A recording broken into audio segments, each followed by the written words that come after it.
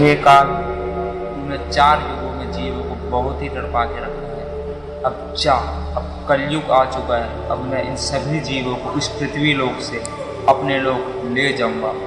और तूने अगर मेरे काम में टांग अड़ाने की कोशिश की तो इसका अंजाम बहुत बुरा होगा। जा यहाँ से।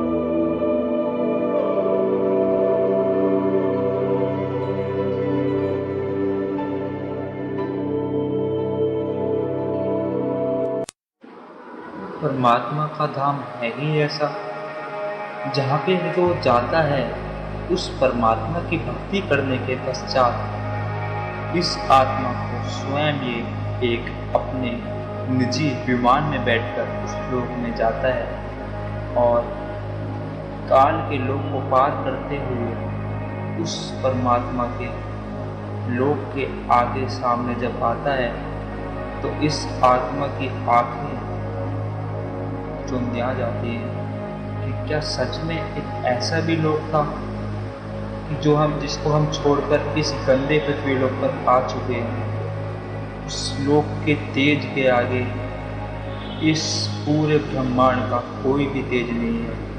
वहाँ की हर चीज, हर वस्तु का कभी भी विनाश नहीं होता है और ना ही उस स्थान पर कभी आपकी जन्म अथवा मृत्यु होती है।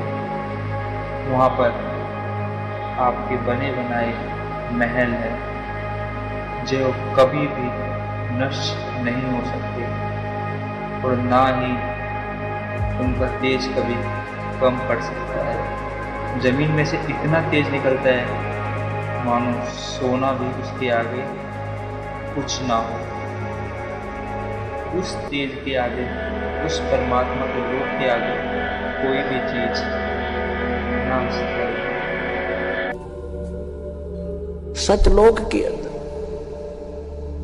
शंखों लहर मेहर की उपजे, कहर नहीं जा कोई। दास गरीब अचल अविनाशी, सुख का सागर सोई। सतलोक के अंदर कहते शंखों लहर मेहर की उपजे। अब वहां हम सतलोक में रहा करते थे, हमारा ऐसा ही शरीर था जैसा आपका यहां पर है, लेकिन उसका मटेरियल ये नहीं है। वो शुक्रम अकायम है, ऐसनाविरम है। माता पिता के योग से जैसे यहां शुक्र से बनता है, ऐसा वहां हमारा शरीर नहीं है। यहाँ 5 तत्वों से बना हुआ है, वहाँ 1 तत्व से, नूर तत्व से बनता है। अब जैसे हमारा शरीर 5 तत्वों से बना हुआ है, इसमें कहीं तत्व दिखाई नहीं देता और कितना सुंदर हमें लगा है। इसी प्रकार उस नूर तत्व का वहाँ ऐसे परमात्मा ने व्यवस्था कर रखी है। हमारे आत्मा के ऊपर फिर एक कवर वो नूर तत्व से होगा और उसका 16 सूर्य जितना प्रकाश होगा, इतना तेज, इतना नूर होगा, उसका होगा मनुष्य सदृश ही। और वहां पर आपका पूरा परिवार होगा, आपका अलग से कुटुंब होगा, पूरा अलग से महल बने हुए हैं जिनको बने बनाए आप छोड़ आए। आपकी सारी व्यवस्था वहां पहले से बनी हुई है और एक व्यक्ति को यानी एक आत्मा को और उसके कुटुंब को, परिवार को वहां पर इस पृथ्वी जितना स्थान अकेले को प्राप्त है। उसमें बाग बगीचे, झरने, बहुत गुणे। अब ये बातें आप ना समझ में आवे। और हम वहां इतने खुले स्थान पर रहते थे, इसलिए यहां पर भी हमारी वो टेंडेंसी है, हमारी वृत्ति वैसी ही है। हम क्या चाहते हैं, एक पार्क हो, कोठी भी कई कमरियां की हो, ऊपर नीचे हो है, और खूब सैर सपट्टे करने, कार हो, स्पीड से जाओ और इधर उधर घूमे। तो वहां अपने आप विमान है आपके पास, आपकी वचन से विमान है, जहां चाहो वहां जा सकते हो, बहुत स्पीड से जा सकते हो और बहुत बड़े आपका स्थान है। तो वो सुविधाएं आपको वहां थी, उसकी अब खोज हम यहां कर रहे हैं। कोयले की खान में हम स्वर्ण ढूंढ रहे हैं, गोल्ड, या कोयले की खान है, हम ढूंढ रहे हैं या सुख, या सारा दुख ही दुख है। परमात्मा कहते हैं तन दर सुखिया कोई नहीं देखा, जो देखा सो दुखिया हो। उदय अस्त की बात करे, मैंने सबका करया विवेका हो, मैंने सबका विवेचन कर देख लिया।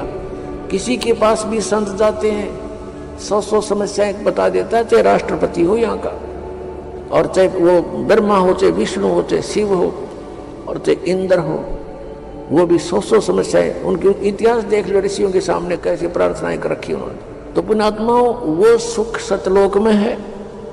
परमात्मा सतपुरुष है, वो कबीर देव है, वो सतलोक में है। जब हम उसके राज्य में पहुंच जाएंगे, फिर हमारी मृत्यु और बुढ़ापा नहीं होगा।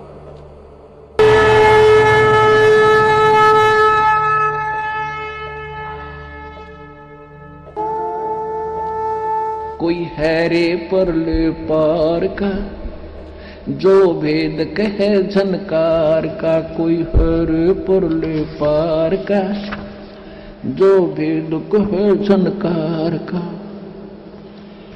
अब क्या बताते हैं कि कोई है उस परले पार का जो उस वास्तविक धुन की जानकारी रखता हो। तो क्या बताया है, वा रही गोरख